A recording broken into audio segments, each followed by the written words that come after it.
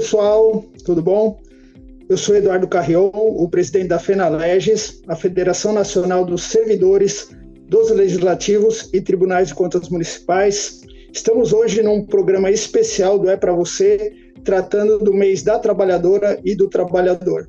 A gente vai tratar hoje sobre a autonomia das câmaras municipais e também sobre comissão paritária, que nada mais é que uma mesa de negociação entre os servidores e os vereadores das câmaras.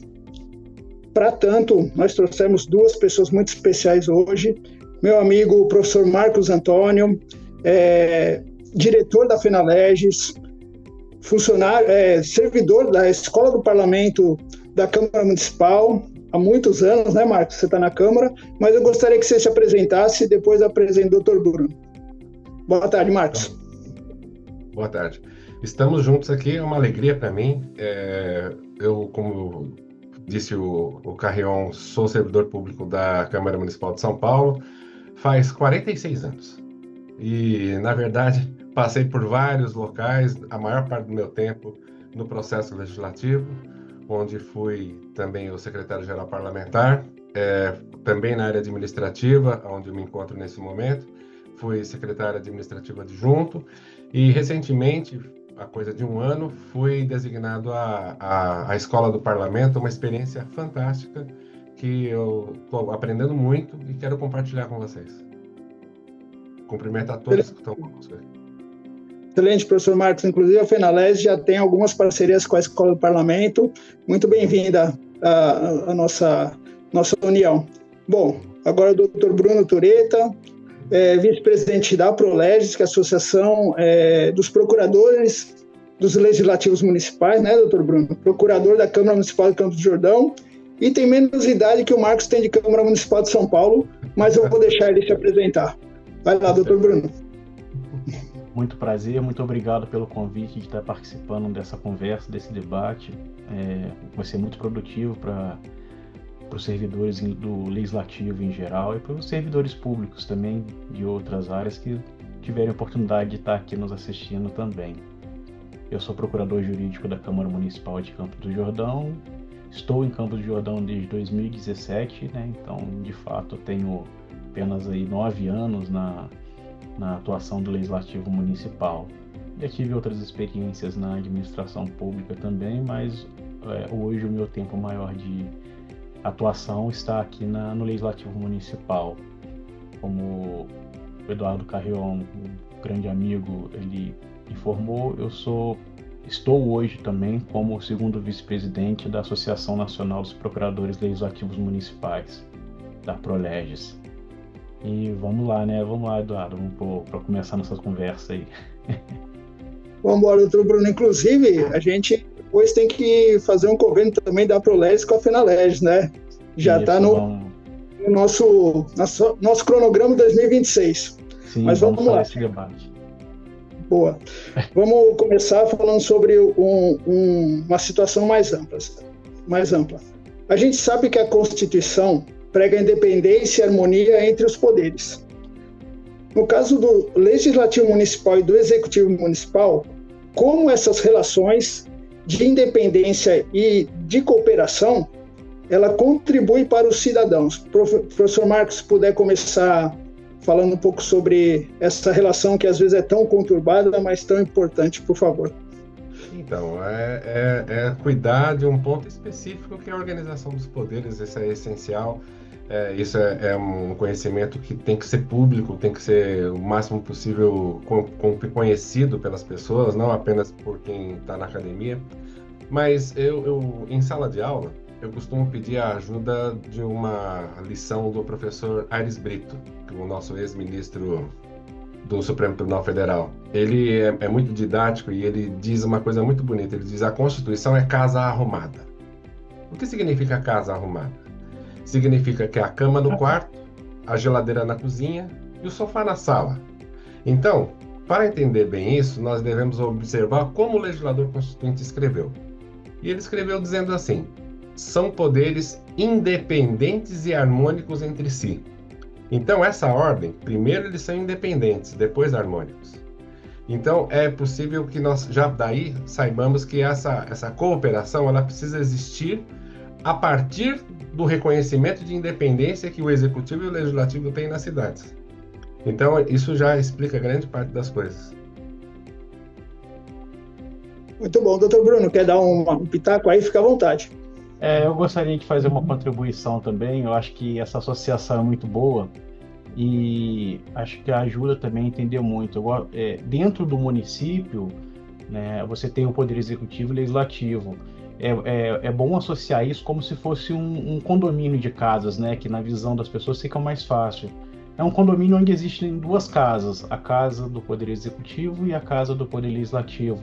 O que acontece dentro de uma casa não necessariamente vai acontecer dentro da outra casa, mas existe uma regra do condomínio que serve para essas duas casas. Então você tem a administração interna ali, você tem o funcionamento interno de cada casa gerido por cada família, né, ali que reside ali naquele local. E você tem a regra condominial, né? Agora, o que faz essa regra condominial é a lei orgânica, né? E algumas leis específicas que são comuns.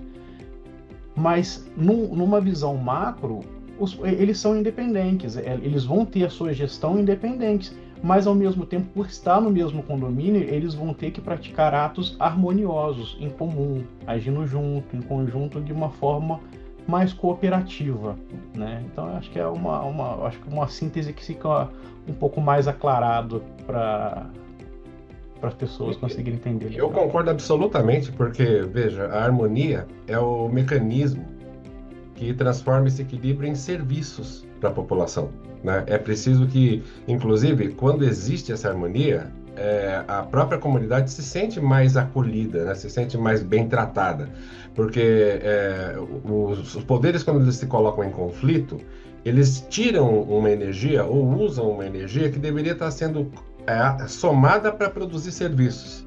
Então é absolutamente correta essa imagem do condomínio, né? Os vizinhos têm que viver em paz, né? Harmonicamente. Muito bom, começamos com belas metáforas, hein? Excelente. Bom, agora uma pergunta mais operacional, né? Muitas vezes o cidadão vê a Câmara Municipal como um órgão que coloca nome em rua, dá nome em rua, e quando sabe muito, ele entende que faz leis também, a Câmara Municipal. Mas a Câmara, ela tem uma importância muito grande na fiscalização do Executivo, do orçamento, e essa parte muitas vezes é pouco conhecida. Eu queria saber o que os senhores acham que o cidadão, tomando conhecimento dessa função da Câmara, como ele pode se sentir até acolhido e representado? Como fazer o cidadão tomar conhecimento dessa função da Câmara e como ele cobrar isso da própria Câmara? Por favor, do professor Marcos.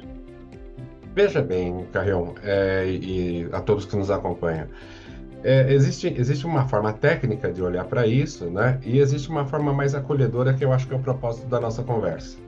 Na verdade, especialmente se eu estiver falando com amigos de cidades pequenas e médias, né? É uma coisa fácil de enxergar.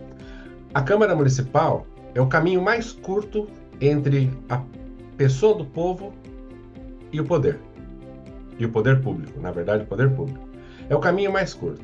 Então, a Câmara, ela precisa ser um lugar aberto. Ela é determinada constitucionalmente para ser aberta, mas ela tem que se mostrar, ela tem que se revelar, ela tem que aparecer diante dos olhos das pessoas como se fosse um ente de braços abertos. Ela precisa acolher. A Câmara tem muitas coisas que pode compartilhar com as pessoas, inclusive para ajudar na função fim da Câmara Municipal. Que aí, falando um pouco em juridiquês, a Constituição ela determina ao Poder Legislativo duas funções, a função legislativa e a função fiscalizatória. Hoje em dia, não há dúvida nenhuma sobre que a ação mais importante que a Câmara exerce é a função fiscalizatória.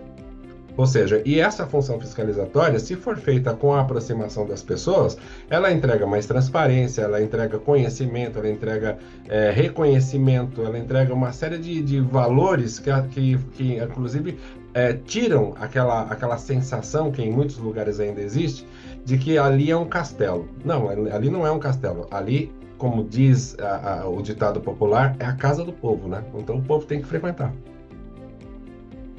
Excelente. Doutor Bruno? Perfeito o posicionamento do professor Marcos. Eu acho que ele foi bem didático, não teria muito a acrescentar nesse ponto de vista, mas eu acho que cabe aqui uma observação, até a nossa própria Constituição, né, colocando um linguajar mais técnico aqui, ela coloca dentro do rol de um dos artigos da Constituição várias competências para o município. A questão do funcionamento local, hoje, você tem boa parte, o que a gente fala em linguagem técnica, o parcelamento, o plano diretor da cidade, onde estabelecimentos comerciais vão funcionar, isso tudo faz parte de uma legislação municipal e é o caminho para se colocar essas questões estratégicas até pela própria cidade é de importância e de participação do município e fica sobre uma gestão da Casa Legislativa para poder estar organizando isso. Obviamente, o Poder Executivo ele vai ter uma parcela pela estrutura executiva, administrativa e executória dele, ele vai ter uma participação ali, mas esse diálogo da Câmara Municipal, da população, para conseguir melhorias de infraestrutura, de organização da própria cidade, precisa passar pelo Legislativo, porque o Legislativo é o representante do povo. A Casa Legislativa, que está mais próxima da população, é a Câmara dos Vereadores. Então é mais para complementar a fala do professor do que trazer uma inovação aí, porque eu acho que ele foi muito didático, muito pontual no posicionamento dele. E doutor Bruno, uma coisa também que nós temos que nos lembrar, que eu acho importante, uma parte importante do nosso público é de servidores, são colegas nossos, né? De servidores do Legislativo. Eu acho que é uma oportunidade muito grande fazer com que as pessoas nos reconheçam como agentes de facilitação, como agentes de aproximação com os representantes do povo. Nós somos e temos a oportunidade de conquistar a confiança das pessoas e ter essas pessoas do nosso lado quando nós, inclusive, apresentamos reivindicações. A sociedade precisa reconhecer que o servidor público dos legislativos é uma peça muito importante. Ele de fato tem um papel que melhora, facilita, constrói, transforma em material aquilo que é ideia. Quando chega um projeto de lei, quando chega uma vontade política, essa vontade política se transforma em norma quando passa pelas mãos dos servidores públicos do Legislativo. Então, se nós conseguirmos mostrar isso também para a população, e mostrar isso de modo de fazer com que essa população confie na gente, que essa população nos admire pelo bom trabalho pelas boas entregas que nós fazemos, né? Então, acho que esse esforço ele precisa ser colocado em prática nas nossas discussões diárias, nas nossas discussões comezinhas aí, para transformar isso numa rotina. Uma rotina de ter com a população uma relação próxima, uma relação de boas passagens, a fim de que as pessoas também se sintam acolhidas na Câmara Municipal, porque a primeira face que elas vão encontrar é a nossa face, são as nossas faces, né? Então, eu acho muito importante isso. Vou só complementando aqui, acho que eu achei que tivesse falhado aqui no meu...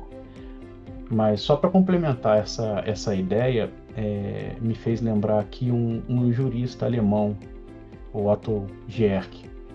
Ele é muito claro nesse ponto específico da importância do servidor público, porque ele fala que o servidor público é a explanação da vontade do poder público, né? Então, quando você fala na administração pública, você vê ali um CNPJ, né? É como se fosse algo fictício. Mas a administração pública ela só vai poder exercer e poder fornecer à população o que o servidor que está ali na ponta está fazendo. Então, quando você vai na administração pública, quando você entra no Poder Legislativo, você vai chegar ali no balcão, você não vai ver o Poder Legislativo do outro lado, você vai ver um servidor que vai estar te atendendo e vai estar buscando a forma de atender a sua demanda. É uma pessoa, é um CPF que vai estar ali, e ele vai estar dentro daquela função que ele exerce, exercendo a administração pública, exercendo os atos públicos necessários para atender a população. Então eu acho que nesse contexto eu achei importante trazer também essa visão do Otto Gierke.